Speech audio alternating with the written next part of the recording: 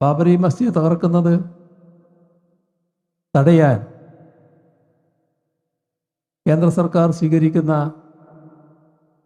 എല്ലാ നടപടികൾക്കും ഞങ്ങളുടെ പിന്തുണയുണ്ട് എന്ന് രാജ്യം ഒറ്റക്കെട്ടായി പ്രധാനമന്ത്രിക്ക് എഴുതി നൽകിയ ഉറപ്പായിരുന്നു.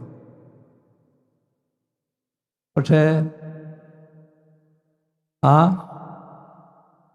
തകർക്കൽ ദിവസം തകർക്കുന്നതിന് വേണ്ടിയുള്ള സന്നാഹങ്ങൾ എടുത്തു വരുന്നു. ബാബറി മസ്ജിദിലേക്ക് സംഘം ഇരച്ചു കയറുന്നു, തകർക്കൽ ആരംഭിക്കുന്നു. ഇതിൻ്റെ ഓരോ ഘട്ടത്തിലും വിവരമറിഞ്ഞ രാജ്യത്തെ പ്രമുഖരായ മതനിരപേക്ഷ നേതാക്കൾ, അതിൽ CPM-ന്റെ അന്നത്തെ ജനറൽ സെക്രട്ടറി സഖാവ് സുർജിത്ത് അടക്കമുള്ളവരുണ്ട്, പ്രധാനമന്ത്രിയെ വിളിക്കുന്നു.